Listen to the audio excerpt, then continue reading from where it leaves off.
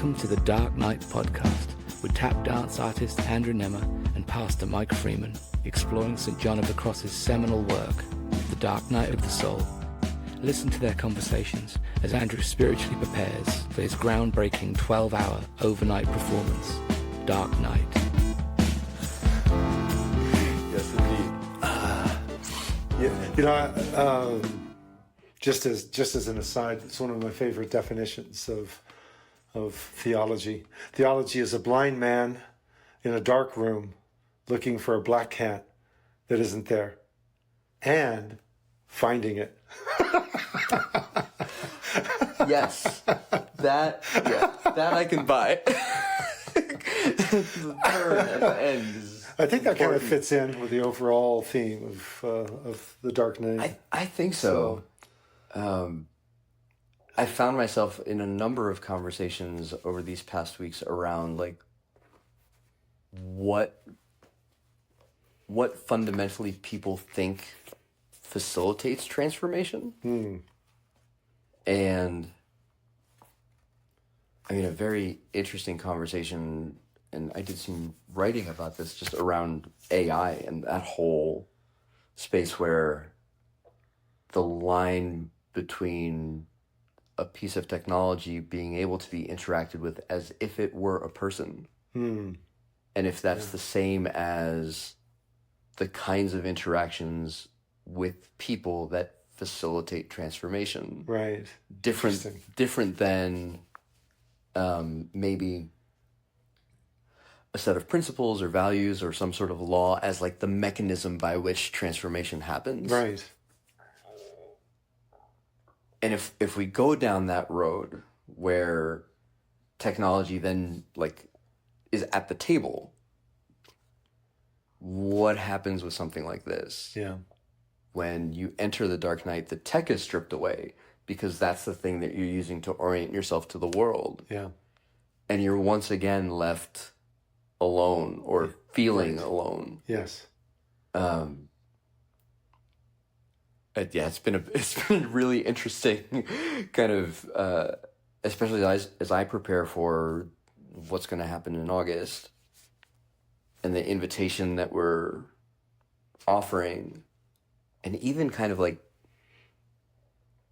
the line between we're doing a theater piece or we're just holding space. Yeah. And where's that line? Yeah. Those are all kind of the things that have been coming up. And so it's interesting to get to the point in the book where he's like, okay, we're going to turn the page now and get to this second night, or the night of the spirit. The spirit, yeah. Yeah. What came up for you? Well, gosh,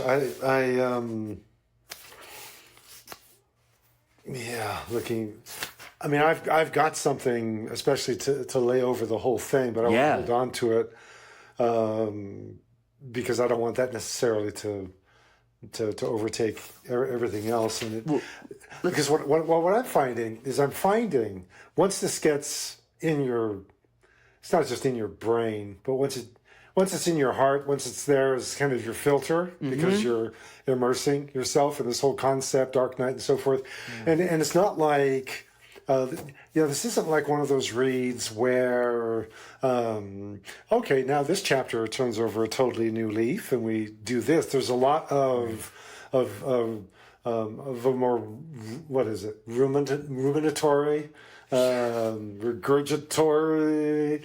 We're talking about this again. Yeah. So that, St. John is well named St. John because John, the same way as you read through First John, it's like, 3 ways of saying the same thing. Yeah, First Revelation. Line. Yep. Revelation, one way is to see all of this as a chronological, linear interpretation of eschatological events, which, I think any conversation should have the word eschatological in it sometime. But you have the seven seals, and then the seven trumpets, and then you got the seven bowls. Yeah. And it's easy to see those as a progression in time, which typically is interpreted, but yet they seem to be an intensifying cycle. Yeah. Where you see, you know, a fourth and then a third, and then it's like everything. Gosh, that's kind of speaking of Dark Knight too. It's like a Dark Knight for the whole world, in a sense. But my point is that repetition, and as I'm reading through here, it's like, you know, Dark Knight of. I mean, so much of this was preparing for the Dark Knight, and how few actually step across the threshold to it because they're looking for the fix. They're looking for the high. They want the hit. They return to the sense. Exactly. Yeah. You know, and so give me my religious. I've never snorted cocaine, but I've seen it in the movies, right? You know, let's just step in. Let's get a hit of cocaine. Yeah. Okay, there we go. Now I'm right. Now I'm functioning at peak capacity here. You want the dopamine hit. And so how few do that? So we cycle through so much of that, identifying those, and then the distinction, Dark Night of the soul, and we're getting ready for Dark Night of the spirit. So once that's in there, I'm finding, okay, so I'm sensing, you start just seeing it pop up in all kinds of places. Yeah. And it's like, I never thought of this. Yeah. Within, you know, through this filter, I see this in ways I've never seen this before. And yet there it is. And so I've had some really significant ones of those. And I mean, I could go ahead and just dive into it and just see, and then bring on what you've got. But it's but it actually, just by circumstance. I mean, I have a Wednesday morning early study with a couple of pastors in one of their teens. It's kind of like biblical language lab. Okay, I just come in. They've been exposed to the Greek and Hebrew alphabet. One of them has taken first year Greek, and he's just completing first year Hebrew, and the other one's conversant enough to where I can just ask them, okay, so what do you guys want to read today? Right. Cool. Yeah. And one of them said, I'm going to be teaching a class in Jonah, so it'd be really cool for us just to read Jonah.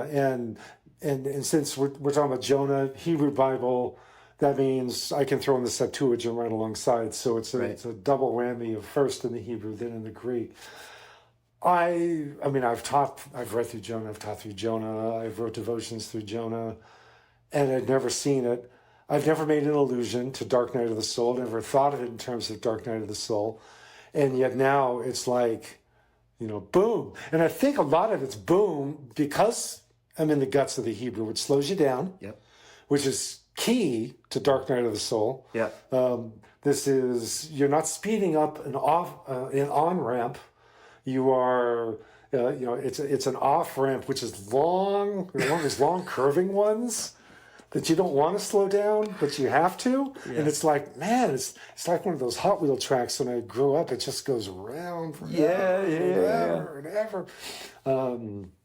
And so the Hebrew's slowing me down, and I can, gosh, just to pull out the text, there's a keyword, and I know I've noticed this before, but I just hadn't connected it. And it's the verb yarad in Hebrew. Yarad means to go down. It's in fact behind the name of the Jordan River.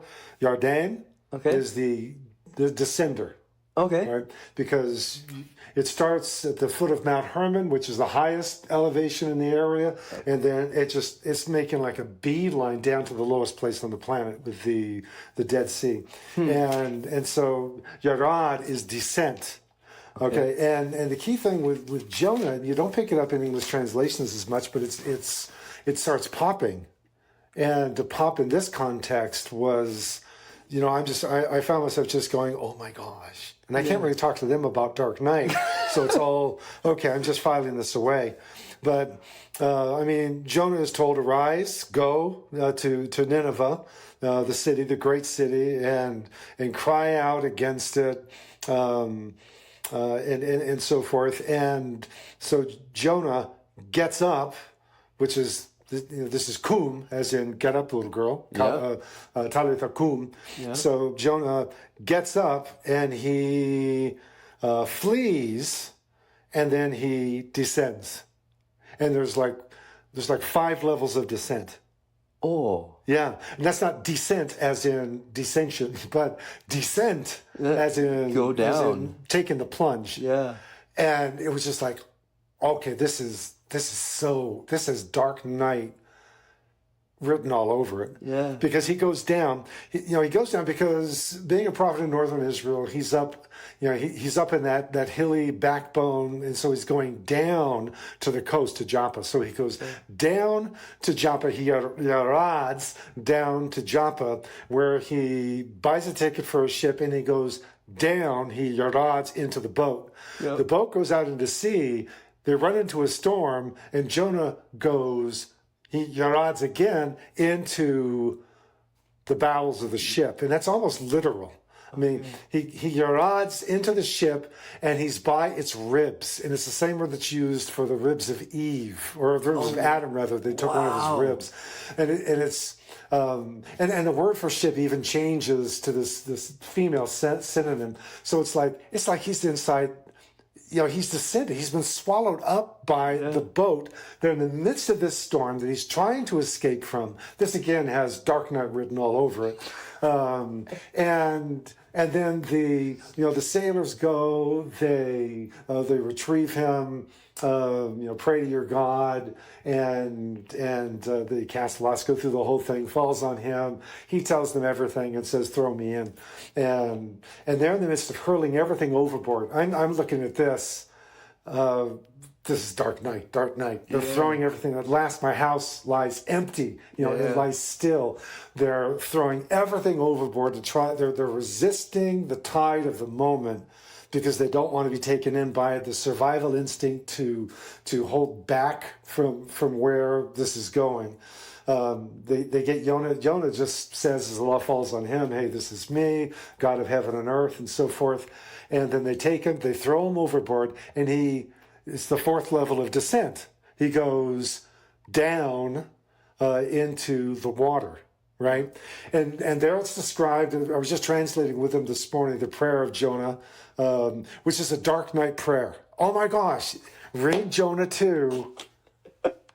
It's like the prayer of the Dark Knight. Oh, wow. I was just like, I can't believe this. My skin is tingling. I mean, this is... Wow, this is like the prayer of the Dark Knight, because he talks about going down, because he didn't just go down into the ocean now, but now in the ocean, he is going down, and he's using all these words. He's down into the chaos waters. He's surrounded by the torrents. He's completely out of control. He's got seaweed wrapped around his head. That's his turban, and he goes down to the foundations, the roots of the mountains, is what he says. And yet that's not ultimately his final descent, because the final descent is the Lord had appointed a dog gadol, a giant fish, which to me is the embodiment of the Dark Knight. Right? The giant fish that in the midst of this descent, and he's descended, and now he is swallowed up by this fish in the final stage of descent. Now he's in the belly of the beast, and he cries out to God. There's this teetering point. He said that I'd given up all hope, essentially, that I would ever see the light of day again. Yep. And yet I shall see the face of God in his holy temple. And then he's back and so that teetering, then he's back ruminating on like his one's physical, lost one's experience. And then but then you heard my cry. Yeah. And the cry of my tefillah, my prayer, which, I'd forgotten the basic Hebrew meaning of the word for prayer is palal is the Hebrew word for prayer. And, like I told them, I don't know if this still holds. This is Gesenius and his lexicon, which is a bit old. But I said, the metaphor is just too delicious. Even if they say, yeah, that's old. I'm sorry, it's right there. I'll take Gesenius, let's run with it. Because palal has the idea of rolling out. You're rolling something out. Like dough. Like dough. Okay. You got a big bunch of dough. Prayer is this thing, this big glob that you are allowing to be rolled. Maybe we're the glob. Maybe that's the dark night. We're the glob that's being rolled out before God. But well, I wonder if it's the stuff that's in us. yeah, Right. It's like when I pray, it's almost like trying to figure out what to ask for or what to talk about, or like I know there's a thing and I know something's happening, but I don't have language for it yet. Right. And so my perception is very blurry, but I'm trying to engage with God about this thing. right. And it seems to me like if you roll out a glob of dough, you start to see more of it. Yes, Right? It's not all contained. exactly. It's flattened out, and you see it more in its fullness. Well, really, it's in entirety, yeah. Yeah. So it's a leveling. Yeah. That's another thing. I mean, prayer is a leveling thing. You can say if you have faith as a grain of mustard seed, I can say to this mountain, move. Another way of saying it is the prayer of faith. It's a mountain leveler. It takes things that seem insurmountable, and it rolls them out. Yeah. But yeah, this was just so, I'd never seen Jonah in the context of the Dark Knight. So, going down, going down, going down, going down, going down, going down, and then God has heard my cry, and he doesn't have an amen to his prayer, at least not the formal literal word amen. What he has is an exclamation, which is basically Jesus. I mean, in Hebrew, it's Yeshuata Yahweh. Huh. Salvation is the Lord. The Lord is salvation. And then God speaks, and the fish vomits. Yeah. And he's on the dry land. Sure. Yeah. Which is where we ended this morning. I said, what I told them, these are some Reformed pastors. I said, now we're talking the sinner's prayer. Yeah. Yeah. I said, I don't have much use for our the typical practice of the sinner's prayer, which is just a tad formulaic. Okay. And mass production type thing. Not that God can't interact with that, doesn't interact with that, but that. But it's like, wow, this is like the sinner's prayer. But it's like the prayer of the Dark Night. So that was, just seeing that was so. It was such a powerful image. Yeah. It's like, wow. Well, I can't really say, how did I miss that?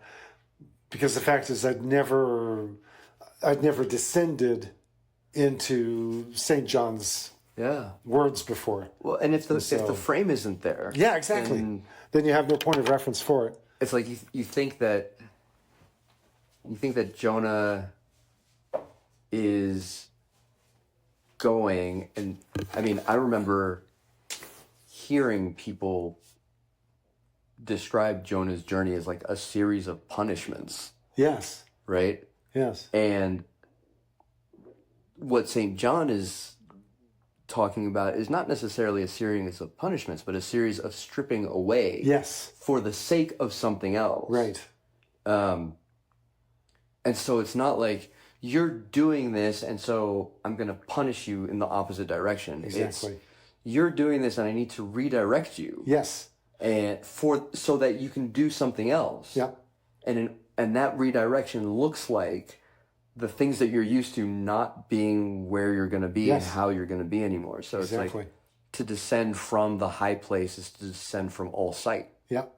Right? To descend from the top of the ship to the belly of the ship is to descend from knowing where the stars are. Right. Right? To not knowing where anything is. Complete disorientation. Yeah. Which is prayer vividly describing his experience in the sea, which is literally going to hell. He says, I was in the pit of Sheol. Oh, wow. Yeah. So to me, the language is so evocative of the Dark Night. And it's that word which I love, one of my favorite words from the classic translation here, which is purgation of the soul. Yeah. So it's not punishment, but it is purgation, for sure. And it doesn't mean that it feels good. Well, clearly it doesn't. We talk about a comfort zone. Oh, that's gone. Yeah, no. that's gone. When I was younger, I remember we had a conversation with a friend of mine, and we were talking about Jonah, and I remember this conversation very, very vividly. And he's like, "The belly of the beast would be horrible." Yeah. And for whatever reason, my perception of it was, yeah, but if God put you there, that'd be the best place to be. Right. Exactly. And I think we were both on kind of opposite ends of the spectrum, not hitting the reality so much. Yeah. Where, if God is with you and that's where you are, yeah, it's a great place to be, and it won't necessarily feel that way. Right. But so I think I was very much on the like, oh, it'd be fine. And then you walk through it and you're like, yeah, not fine, and also almost very fine. Yes. Which I think if you're standing outside of a dark night and then trying to like prepare for one or anticipate something, I think it's really, really, really easy to miss the mark or just not have a sense of what it might be like. Yes. Because at least my experience of it, and some members of my creative team have had their own kind of individual experiences of things like this. Yeah. So even when we're, talking about the show and trying to, we're all just right back to, well, when I went through this thing, this is what it was like for me. And then how do we not necessarily capture that, but honor that in the journey of what we're trying to invite people into. But it very much is this like singular moment that has two parts to it. Yeah. Where if there is a prior conception of God, then like surrendering or letting go or just allowing yourself to be worked on in the dark night is something that's done in a relationship of love. And that makes a world of difference. Yes, it does. Yeah, these aren't random malevolent forces that you're somehow coming to terms with. It's there's an intentionality behind it, which is what Jonah realized on the boat. He's like the guy on the basketball court. He's got his hand in the air. Yeah, this is me. This is me. This is all here because of me. And so, so he knows there's an intentionality in this. And maybe he thinks at that point it's punitive. And it's like, oh, no, that you should get off so easy. It'd be easy just to punish you. No. I'm going to purge you and purge you and purge you and purge you. I'm going to work on you. And then you're going to be vomited back on the land, and we'll try this again. So it's kind of being born again. Yeah, right. What's interesting is that the verbiage of, it was even there in the prayer again in chapter 2. So I'm glad we were postponed from last week to this week because I hadn't had occasion to reread chapter 2 in the Hebrew. That's so cool. But he says that the waters, these chaotic waters, they came up to my nephesh. Mm-hmm. So they're up to my throat. Yeah. Or we would translate soul. Yeah. So it's like, oh, okay, there we go. And we got dark night of the soul right there. Mm-hmm. It's right up to the soul. So it's complete. Oh, it's just so it just evokes so much. And then, gosh, there was it'll probably come back around. There was like one more lingering. There's one more lingering thing. It'll come back if it's needed, though. But it was just so cool. So I'm appreciative for the lens, and just for the journey of going through this, because it's given me it's given me fresh appreciation for these stories, to see these stories in a new light. Because, like you said, we could just talk about old stubborn Jonah and there's God getting after his prophet, but when we see it as a pursuit. It's rather humorous. The same word that's used for the sailors hurling the wares of the ship, all the stuff overboard. Sure, that's the same word. If I remember correctly, it's the word tool in Hebrew. It's the same word that's used for God it's kind of like he winds up and he hurls a storm. Oh, wow.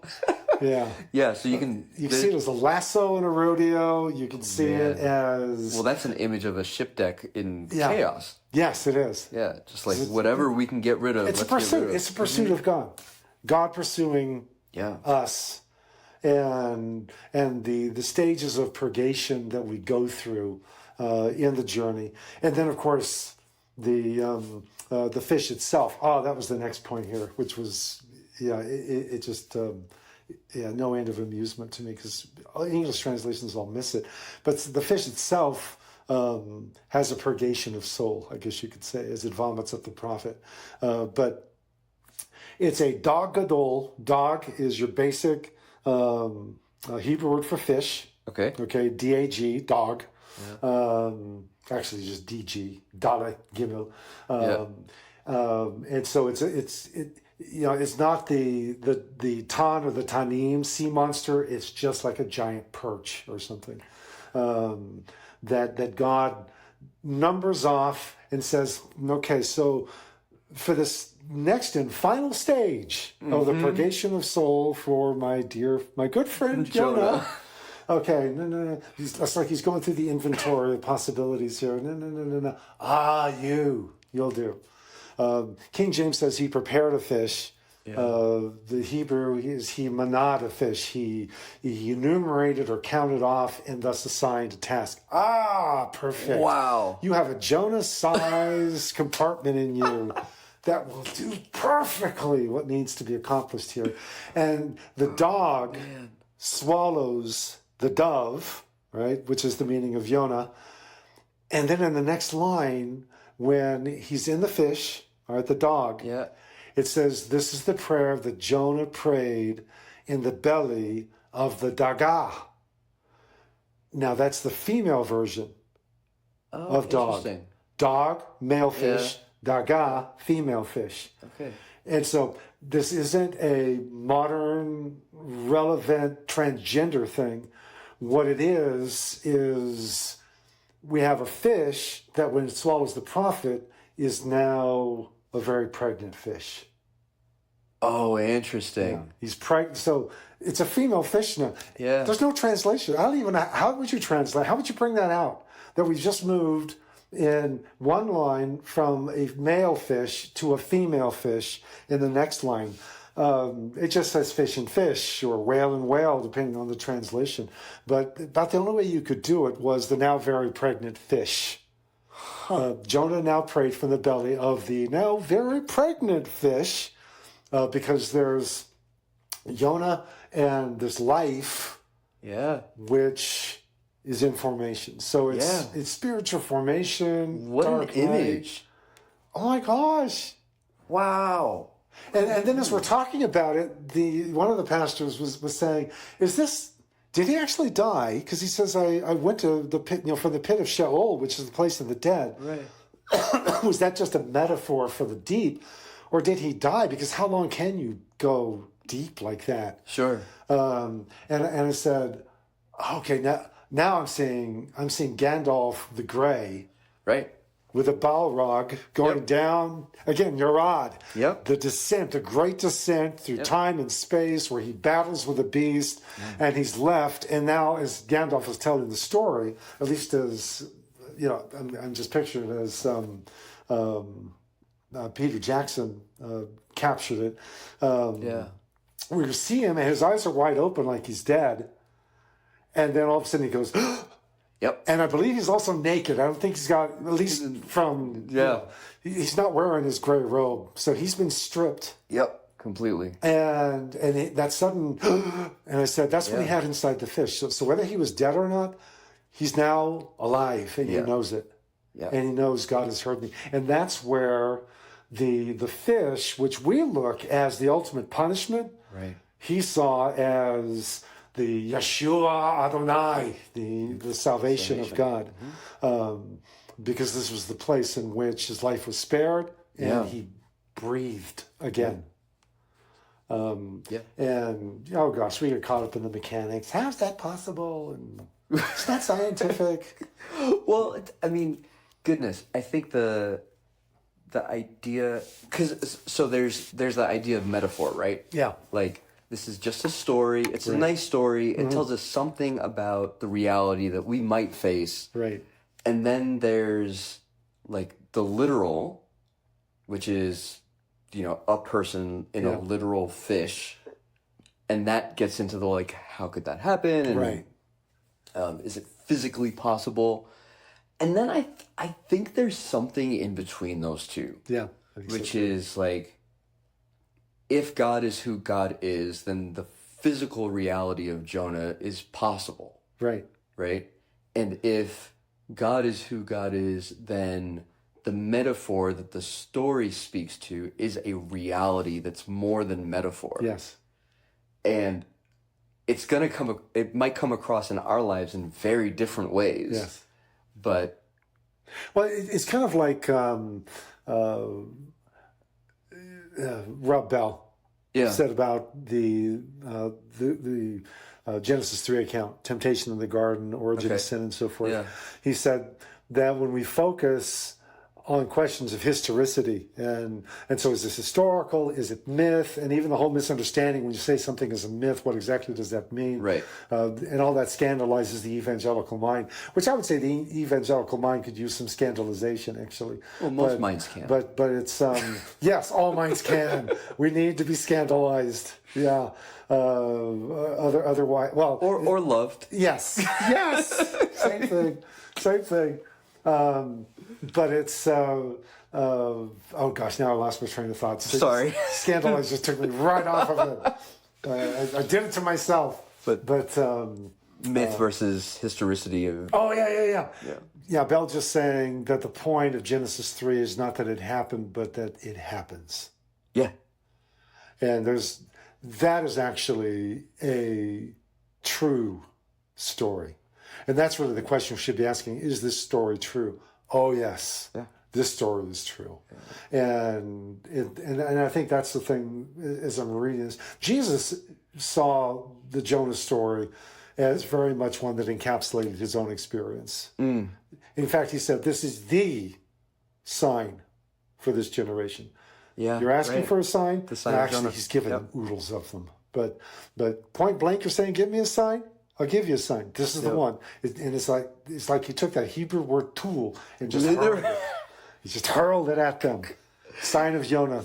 As Jonah was in the belly of the dog Gadol for 3 days and 3 nights. There's our night again.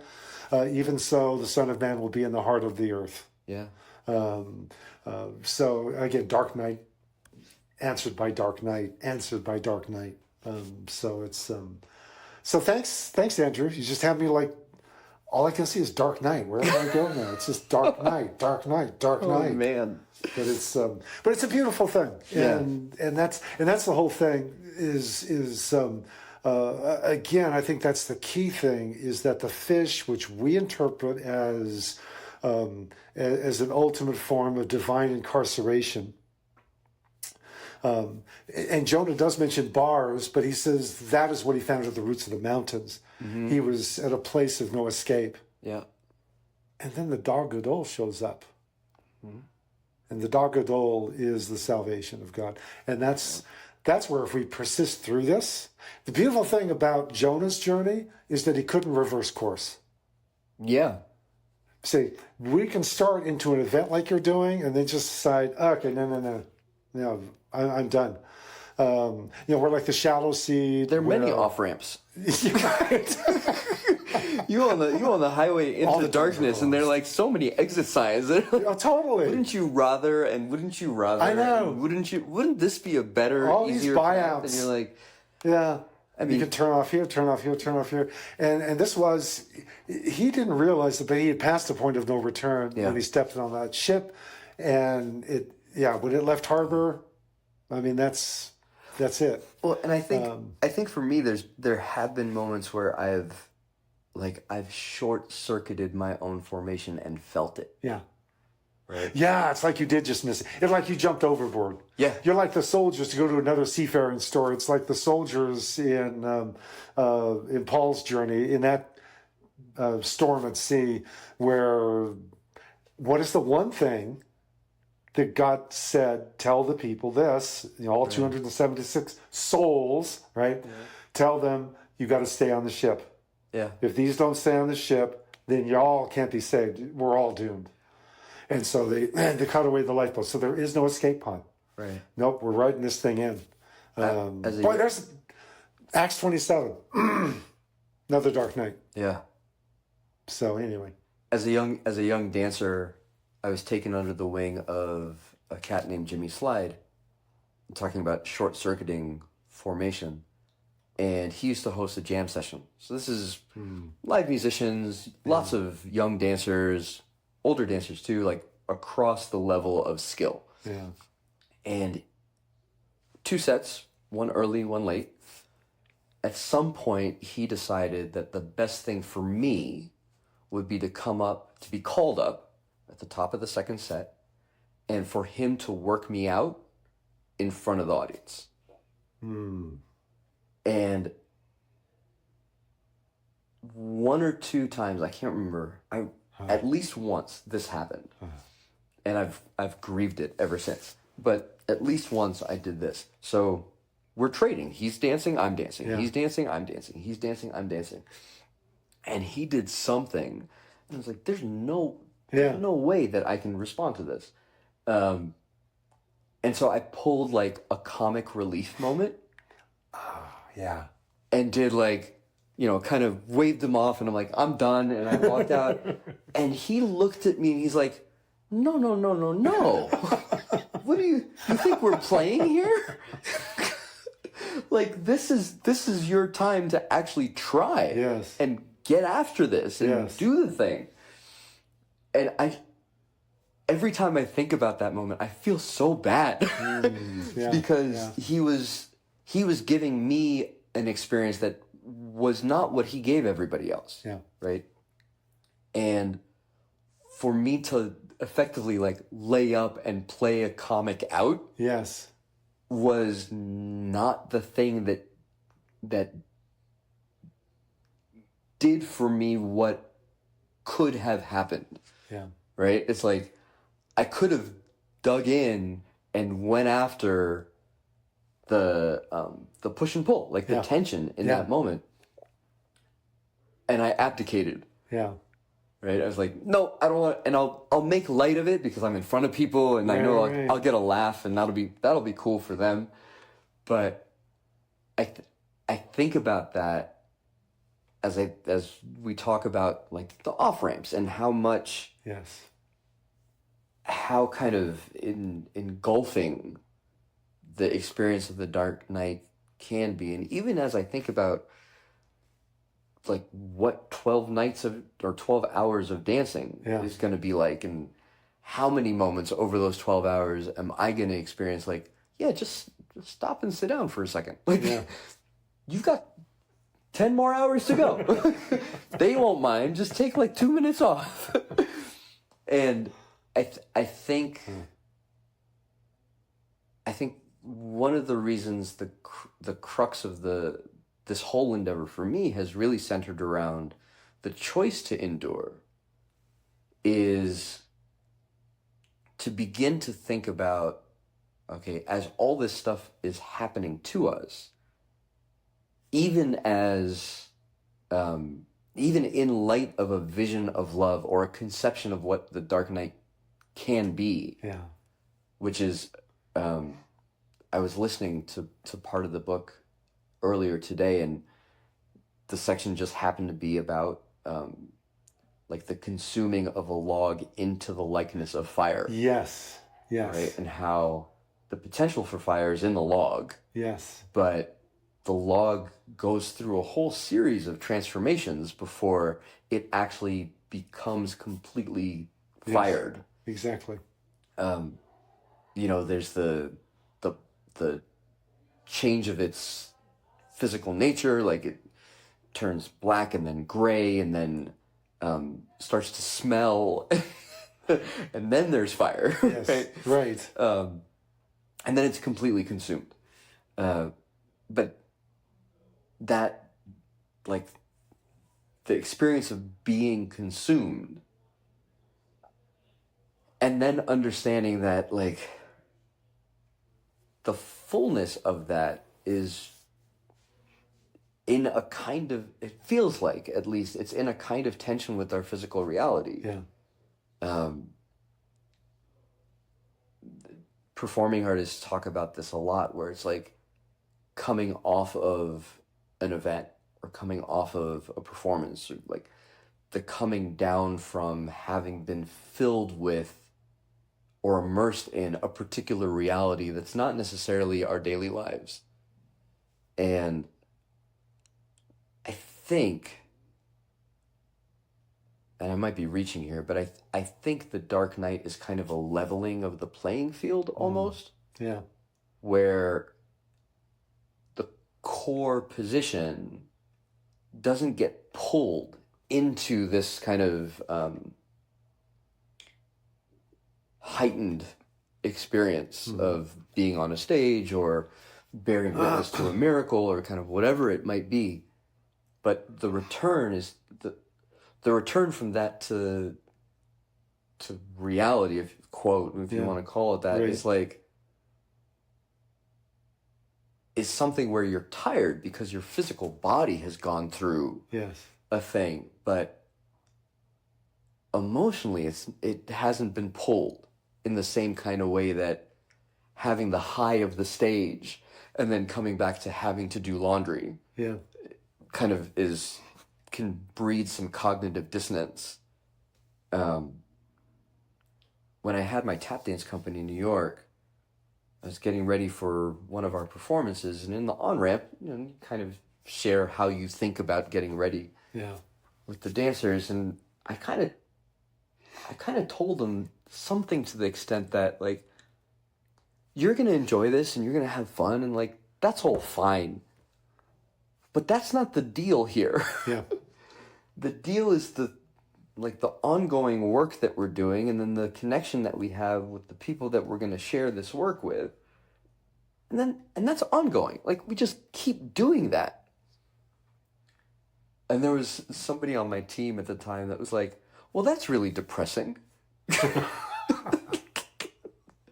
It's like, we're supposed to be here for the show and kind of enjoy the fact that we get this thing and this high. And I feel like over the course of my life, I've been pulled away from, like, the idea that I started with, only to circle back there. Yeah. And say, no, it's not, the aim is not the high or the achievement, or it's the witness, WITH, that is ongoing. Yeah. And if that takes us in the direction of a Dark Knight, for the sake of a greater connection, like, yes, and knowing that encouragement now for me is like a little more grounded in having gone through one, and not just saying that the belly of the whale is the best place to be because God put you there. Yeah, there you go. That's right. I was thinking again with the idea of off ramps.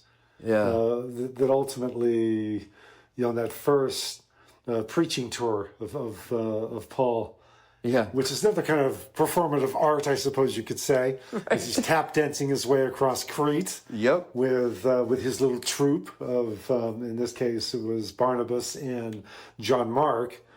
But they land on the shore of modern day Turkey, and before them arise I don't remember the name of the mountains, but mountainous terrain, mountains probably the likes of which John Mark had never seen before. Okay. And it's not the Caucasus Mountains. Yeah, that might be. Okay. Yeah, I'd have to go back and. But the point is that he looked at what loomed. And nothing is said as to motivation, and maybe that's Luke trying to spare him. I don't know, but Paul's reaction later on makes it clear this was not a good moment. He didn't become incapacitated, at least not physically, but he. There's this line from it was a translation of the Bible, Word on the Street, Rob Lacey. Okay. who had his own dark night of the soul. He died of cancer ultimately. He was going through his battle with cancer, and he was contracted by Zondervan to do translation, word on the street translation, UK lingo of the Book of Job. Oh, wow. Okay. And they so liked what he did, they said, "Can you do more? In fact, if you can span Genesis to Revelation in what you're doing, we'll pay you to do the whole thing." And so it's not a comprehensive translation. He can kind of pick and choose, and so he's got little summarizing bits, and then but he features text in certain places, and so you have these recurring UK lingos, which I will have to trust him that they're UK lingos. Because I'm not UK, but one of them was bottling out. Oh, interesting. Okay, bottling out. Bottling out is what all the Israelites did when they saw Goliath. They all bottled. Okay. And he's got footnotes with these. Bottling out, as in a man who, when exposed to danger, Yep. wets himself and runs away. He bottled out. And so that idiom recurs in all these different, so he's bottling. I'm not bottling. Oh, I bottled. I totally bottled out. And so, Rob Lacey, he would have employed John Mark bottled out. He bottled out, got him the shipping, and went back home. And Paul later on said, "I don't think it's good to take somebody who bottled out the first time." Barnabas says, no. I think he's in a different place. But anyway, all of that to say, Jonah didn't have the option. Yeah. We so often do, and I love you sharing that, because that just so catches us in our humanity. Yeah. Where we draw back. This is Hebrews. We are not of those who draw back. He uses kind of harsh language, draw back and are destroyed. We step into a ruin of the moment. Yep. Instead of a shining of potential, as we, like the fiddler on the roof, how do we do this without breaking our necks? Well, I think it strikes me that there's then a dichotomy between the achievement orientation of achieving your full potential. Yes. And the manifestation, or manifesting your best life, or those kinds of things. Okay. And you make me want to vomit like the fish right now. Yeah, well, we're just covering all the bases, right? Just cover all the bases. Because it's so real today. Yeah. That's almost overlapping, how do you succeed in business? It's those are the mechanisms now. Yeah. And then also turning the dark night of the soul, or even one's spiritual formation in general, into an achievement-oriented pursuit. Yes. Which then we would be liable to boast about. Yes. And I think it's such a, I don't want to say a tricky thing, but it feels like the trend towards making it about what I have done, even if that turns into the who I've become, making it about that, and not the output of the formation, or the person that I'm with, anything other than look at what happened, look at what I did. Exactly. It's a real danger in this. Yes. Because it's almost like we could sit here and say, okay, if you want to be in the 1% of spiritual formed people, then turn into the darkness and just do these, 3 things, and you'll come out the other side, and you'll make it. You'll be in the 1%. I know, right? And I'm like, it can't be that. It just can't. It can't be that. And I think for that reason, it ends up being a passive night, and it ends up being a stripping away that you didn't want to have happen. And Exactly. it's always something that's being done to you. Yes. That you have to reconcile who you're with in this situation for you to be able to withstand what's happening. And then your withstanding what's happening is on account of who you're with. Yeah. Yeah, that's a lot to kind of... It is. to track, but it is. Well, see, and that's the whole thing about this. When you talk about, just the whole framing of that is so honest, and that's why it's so cringy. Because I've heard, for instance, John Mark Comer, practicing the way and the whole path of the practices, the 9 practices and spiritual formation, as he's very much channeling Richard Foster, Dallas Willard, and so many others that are feeding into this stream. And I've heard some say, that's kind of like spiritual formation for Navy SEALs. Right. And it can start, it can sound I do all 9 of the practices. Yep. And it's kind of like it becomes faddish. Like I don't know if the Enneagram is still as popular, is still faddish. Yeah. It's maybe more of a backdrop now. I don't know, but it's like the in thing. Yeah. and this is like the guy who comes up as Jesus is he's making his great descent to Jerusalem. And this guy's wanting to tag onto the parade. And it's kind of like, okay, so how do I tell this guy you're not signing up? It's like that line in Princess Bride. I don't think that means what you think it means. Right. How do I tell you? Because it says, Master, I will follow you wherever you go. Right? And Jesus' response is this gloriously off-putting, foxes have holes. Rodents, they have holes in the ground. And birds, they've got nests. And they're outdoing me because I don't have a place to lay my head. Yeah. So if you're looking for fine accommodations, because that upper 1%, I want to be in the cutting edge. Yeah. Okay. That means, as I'm making these motions to you, it's up here, the 1% up here. And he says, okay, you just need to turn that around, and it's the 1% down here. Yeah. Because this is the descent that Paul's talking about. We have become the offscouring of all things to all men. We're made a mockery both to angels, a spectacle to angels and to men.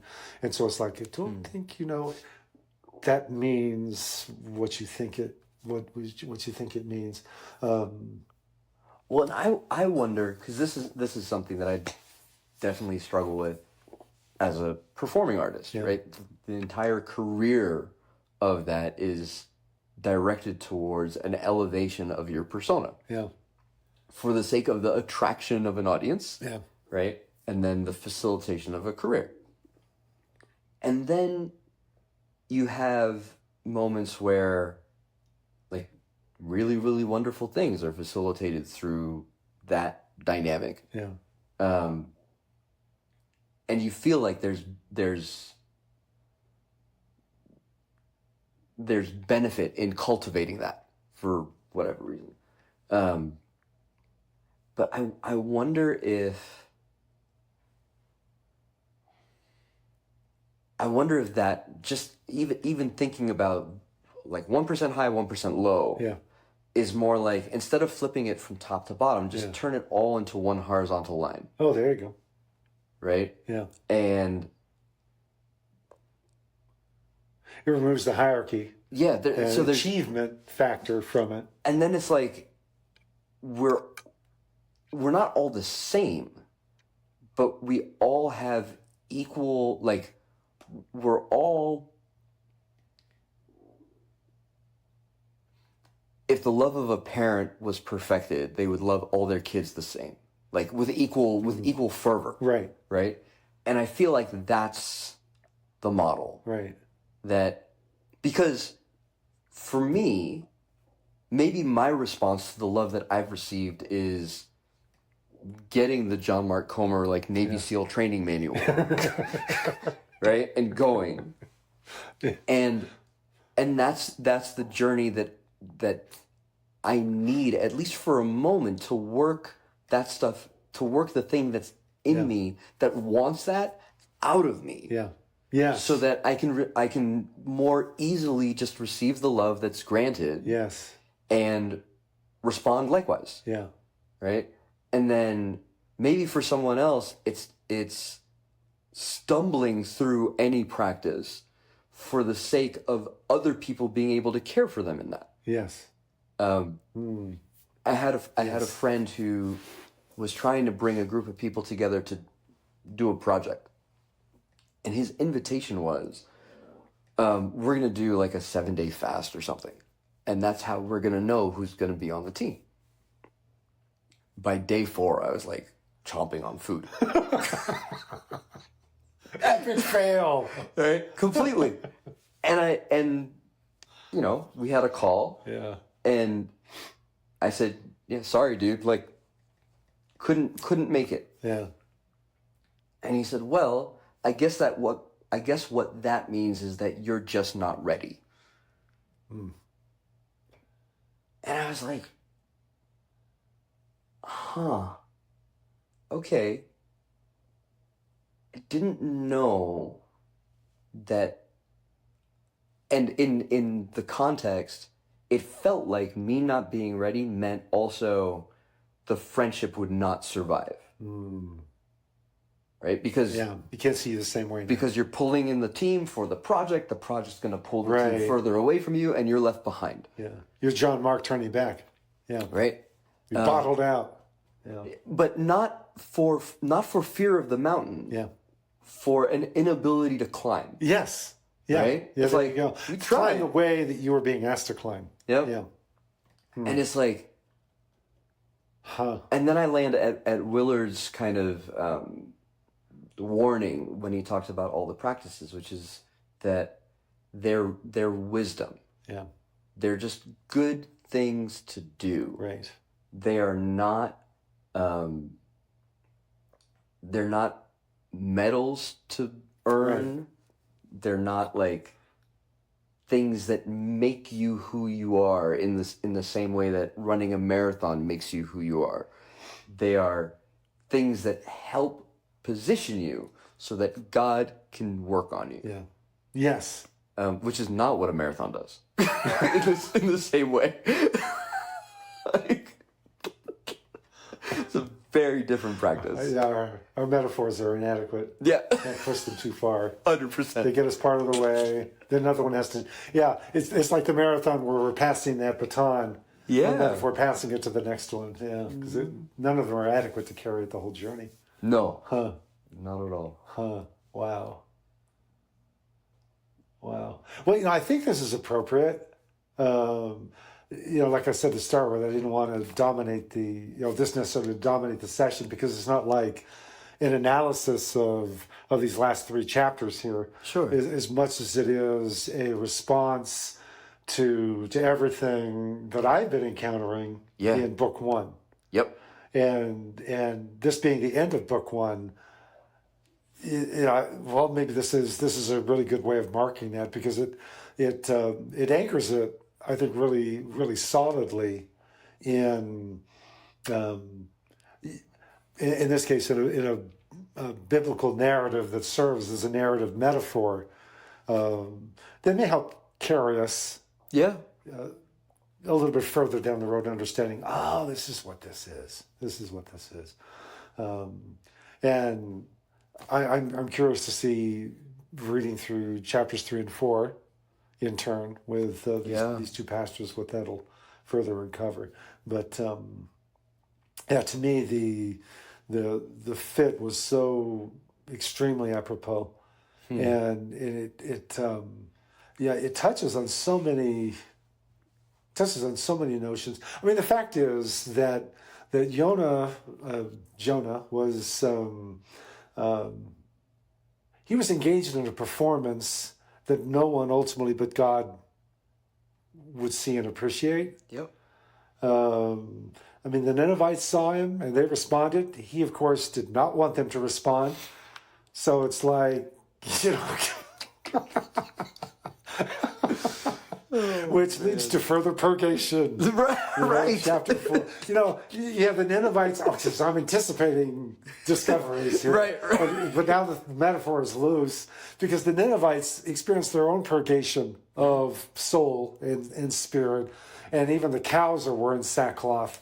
And it's not a performative thing. They're not looking for applause, appreciation. This is, I mean, it seems to be in earnest. There's, you know, goodness, I just go in here and say you're all dead in 40 days. And look what you do. And he had to have been reflecting that, you know, like Jesus, nowhere in Israel have I found such faith. You guys are so irritating. How dare you respond like this? You know, and then of course God's going to respond. Yeah. But yeah, so it is. It's like, you know, purgation to purgation. And I love how the experience of Jonah in the narrative does not end with a period, but ends with a question mark. Mm-hmm. And we're left to wonder about the rest of the story, which puts this in our court, which means his journey is our journey. Gotcha. This is you. This is me. This is us. And so, again, it's metaphor for the Dark Knight. It's pretty powerfully fitting. So I think it's an appropriate coda to to put on here. So I don't know if I dominated. I did dominate the time. Yeah. I think it's a great way to close out that first book.